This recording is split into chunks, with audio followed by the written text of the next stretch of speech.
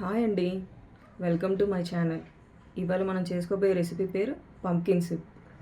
దీనికి కావాల్సిన పదార్థాలు: మంచి గుమ్మడికాయ 1 కప్, కొబ్బరి ముక్కలు, కొత్తిమీర, పచ్చిమిర్చి, క్యారెట్, మిరియాలు, బూడిద గుమ్మడి గింజలు, సాల్ట్.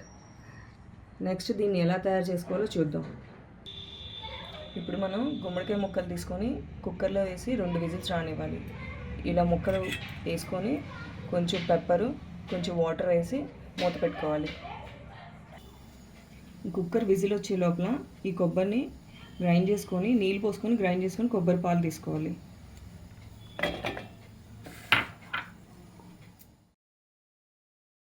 ఇప్పుడు కొబ్బరి గ్రైండ్ అయిపోయిందండి. దీంట్లోంచి పాలు తీసుకున్నాం.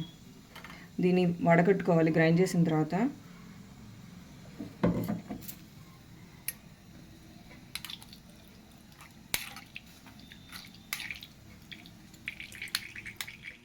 కొబ్బరి పాలు గ్రైండ్ చేసిన తర్వాత ఇలా వచ్చినాయి. ఇప్పుడు నెక్స్ట్ ఈ గుమ్మడికాయ ఉడకపెట్టేసాము. ఇలా మెత్తగా సాఫ్ట్గా రావాలి. తర్వాత ఇది ఒక పచ్చిమిరపకాయ పెట్టుకున్నాం కదా, ఆ పచ్చిమిరపకాయ వేసి గ్రైండ్ చేసి పేస్ట్ చేసుకోవాలి. ఇప్పుడు ఆ ముక్కలు గ్రైండర్లో షిఫ్ట్ చేసుకున్నానండి. ఇప్పుడు దీనికి పచ్చిమిర్చి యాడ్ చేస్తున్నాను.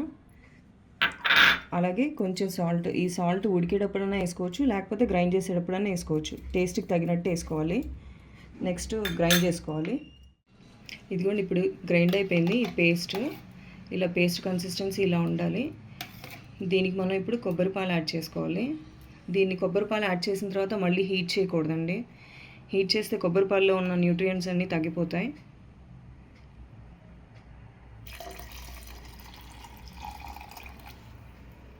మరీ థిక్గా ఉండకూడదు, మరీ లూజ్గా ఉండకూడదు. ఒక్కసారి జస్ట్ బ్లెండ్ చేసుకుందాం దీన్ని. ఇదిగోండి, ఇది సూప్ మొత్తం గ్రైండ్ అయిపోయింది. కన్సిస్టెన్సీ నేను కొంచెం మీడియంగా తీసుకున్నాను. మరి థిక్గా వస్తే మాత్రం కొంచెం వాటర్ కానీ లేకపోతే కొబ్బరి పాలు కానీ యాడ్ చేసుకోండి. నెక్స్ట్ దీన్ని బౌల్లో షిఫ్ట్ చేసుకొని పప్పులో వేసుకున్నాం.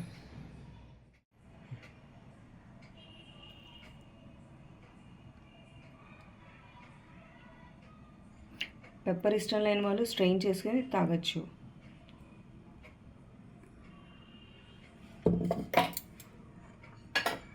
దీంట్లో సాల్ట్ కానీ పెప్పర్ కానీ తగ్గితే అడ్జస్ట్ చేసుకొని టాపింగ్స్ చేసుకుందాం. దీంట్లో కొంచెం క్యారెట్,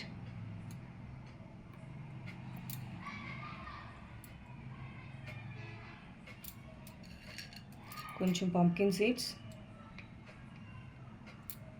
అంటే కొంచెం సూప్ తాగేటప్పుడు కొంచెం క్రంచీగా ఉంటే బాగుంటుంది కదా. అలాగే కొంచెం కొత్తిమీర,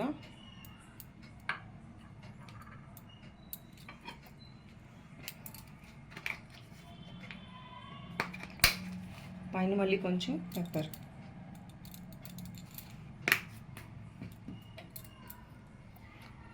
ఇప్పుడు రెడీ అయిపోయిందండి సూప్.